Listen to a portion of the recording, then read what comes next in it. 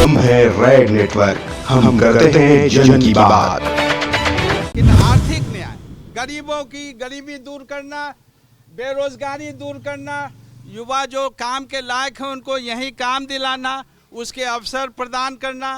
नीतीश सरकार ने 15 साल में एक सुई का फैक्ट्री तक नहीं लगाया। शराब घर घर मिल रहा है, होम सप्लाई हो रहा है और थाना पुलिस और जितना लोग हैं इसका फ़ायदा उठा रहे हैं। शराब बंद नहीं हुआ और ये बालू गिट्टी ये सब पर भी रोक लगा के सरकार ने इसका स्मगलिंग को बढ़ावा दिया। निजीकरण, रेलवे का निजीकरण, हवाई जहाज का निजीकरण, टेलीकॉम का निजीकरण, सबको बेच दिया। LIC का निजीकरण, प्राइवेट बड़े मल्टीनेशनल्स करोड़पति अरबपतियों को हाथों देश को बेचा जा रहा है। गरीब का कोई माई बाप नहीं है।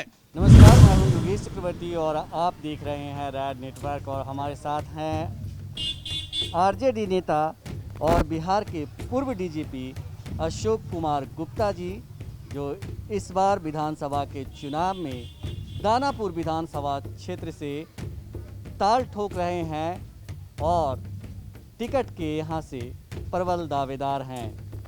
RJD के टिकट के लिए कई दावेदार हैं, लेकिन इनका दावा है कि ये सबसे योग्य उम्मीदवार हैं, क्योंकि ये बिहार के पूर्व DGP रह चुके हैं और बिहार के पूरे तंत्र को, पूरे नब्ज को अच्छी तरह से समझते हैं। आइए बात करते हैं इनसे।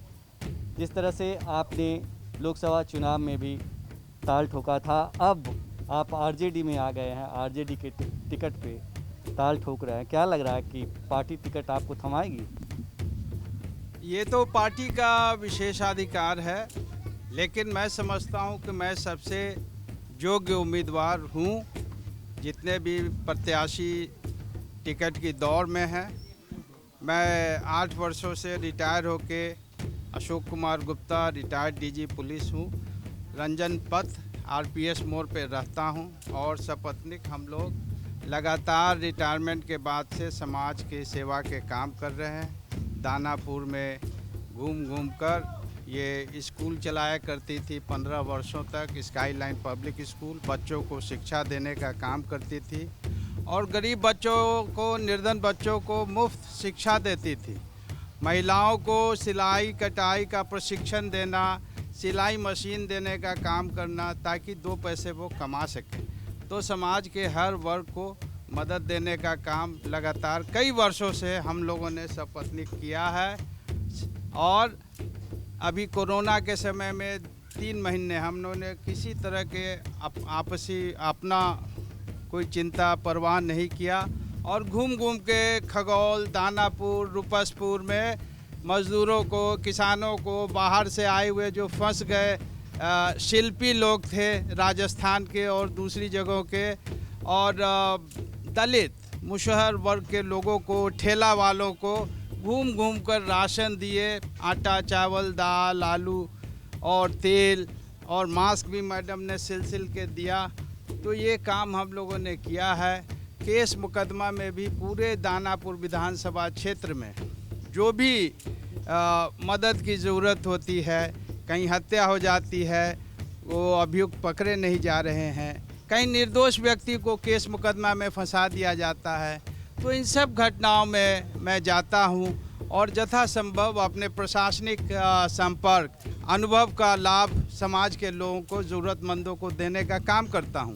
अभी 2 लोग जो है संदीप साव और उनके पिताजी बिजली का करंट लगने से झकरी महादेव में मर गए, तो उनको 4-4 लाख रुपए मुआवजा देने का काम हमने जो है किया है और जितना कागज़ पत्तर उसके लिए है वो हमने उपलब्ध करवाया है थाना पुलिस और दूसरे महकमा से बात करके खुद से, और ताकि उनको मुआवजा मिल जाए जल्दी से जल्दी।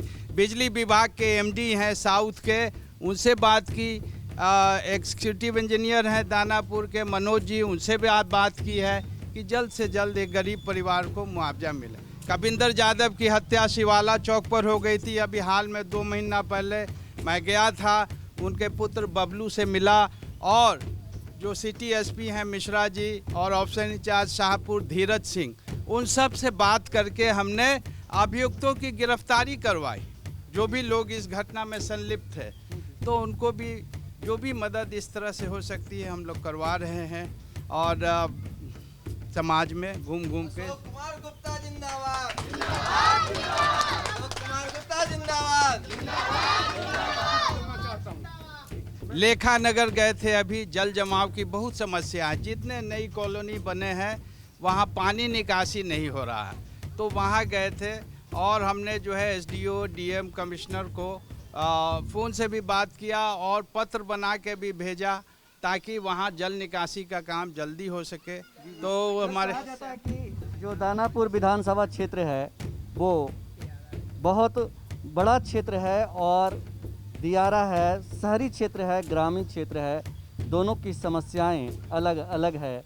क्या आप इससे वाकिफ़ हैं और कोई मास्टर प्लान है इन समस्याओं को ख़त्म करने के लिए?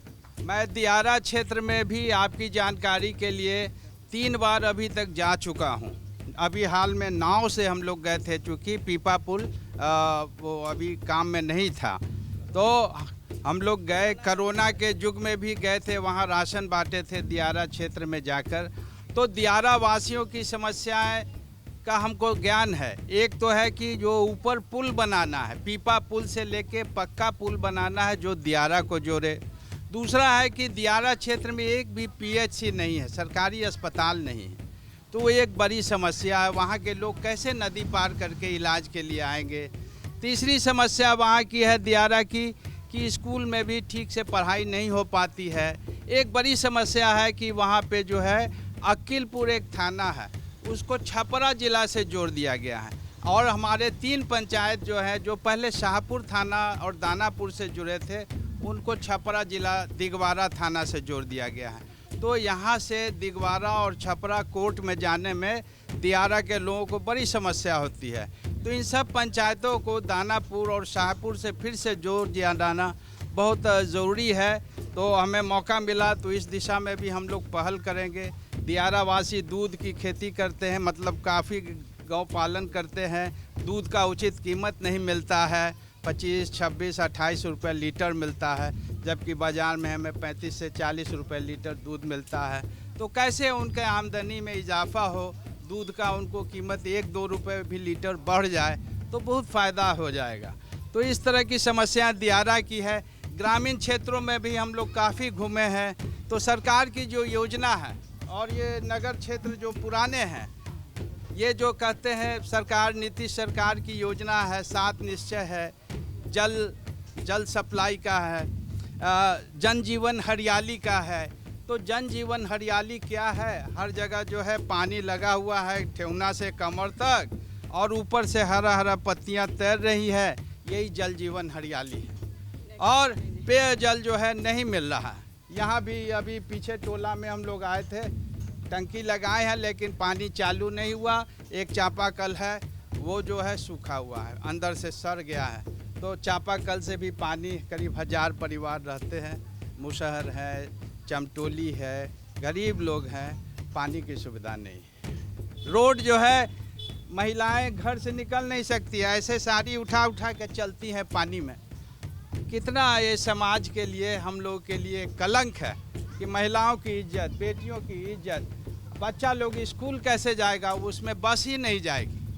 सब चारों तरफ पानी है। अब स्कूल खुलेगा सितंबर के आखिरी में, अक्टूबर में, बच्चे कैसे आएंगे? चलना मुश्किल है, इज्जत से जीना मुश्किल है।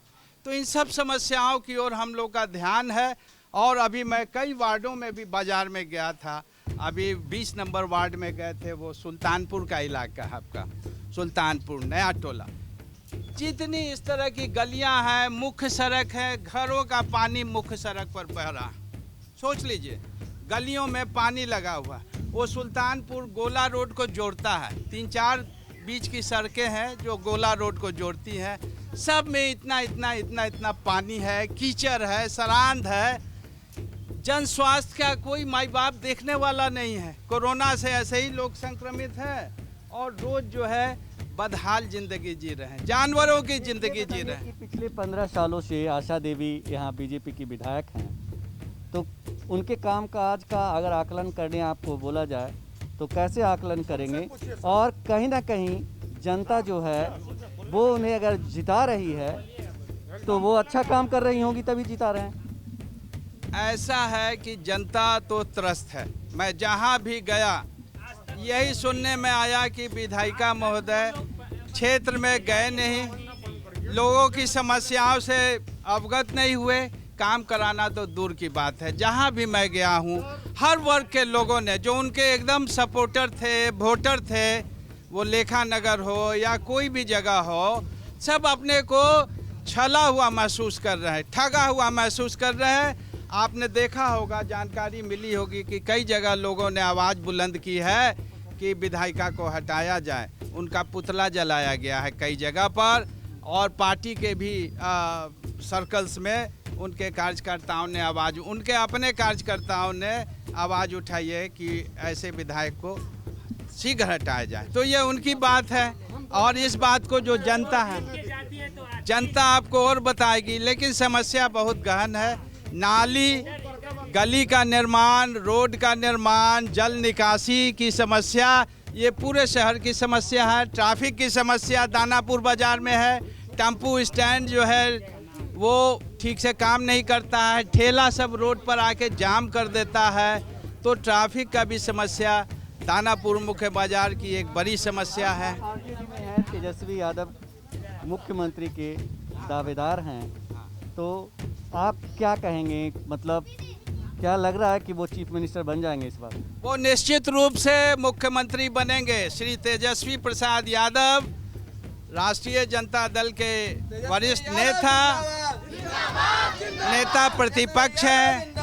5 सालों का उनका विधानसभा का अनुभव है अलग अलग रूप में, और उनके मन में युवा को, बेरोजगार को, किसान को, सबको यहीं पे रोजगार देने का और बेरोजगारी दूर करने का सबसे पहला उनका आदर्श है, नमूना है, उनका ऑब्जेक्टिव है। तो निश्चित रूप से वो युवा है, एनर्जेटिक हैं, और उनके मन में योजना है कि इस बार सामाजिक न्याय तो लोहिया, कर्पूरी ठाकुर जी और उसके बाद से श्री लालू प्रसाद यादव हमारे आदरणीय नेता ने पूरे राज्य में और देश में उसको एग्जीक्यूट किया। लेकिन आर्थिक न्याय, गरीबों की गरीबी दूर करना, बेरोजगारी दूर करना, युवा जो काम के लायक हैं उनको यही काम दिलाना, उसके अवसर प्रदान करना।